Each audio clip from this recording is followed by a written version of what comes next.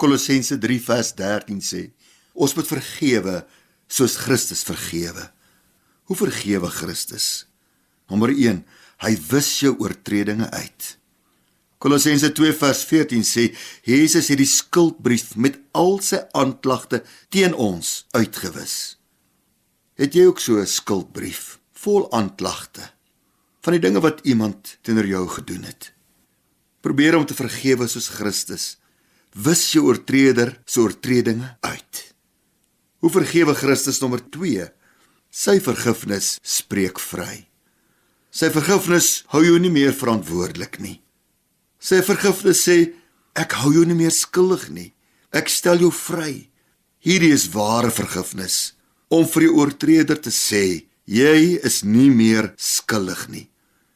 Dit is 'n groot wilsbesluit om so te vergewe, maar jy kan dit doen, deur die krag wat die Heilige Gees jou bied, om iemand so vry te skeld van sy straf.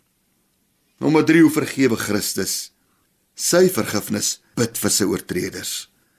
Aan die kruis het Jesus vir sy oortreders gebid en gevra dat God hulle sal vergewe. Bid vir jou oortreder. Dit verander jou gesindheid.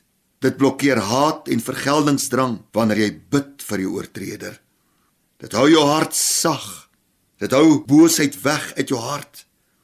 Vergewe soos Christus. Bid genade af op jou oortreder en jy sal self genade ondervind en ervaar hoe die Here jou wonde verbind. Hoe vergewe Christus?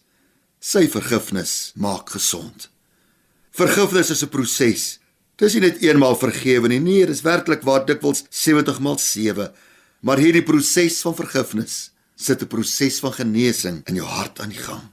Jy word gesond, maar so ook die oortreder. Kom ons bid.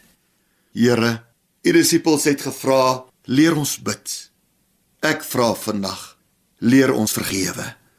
Leer ons om te vergewe soos Christus, sodat ons kan gesond word en so ook ons oortreders. Ek bid in die naam van Jesus Christus. Amen.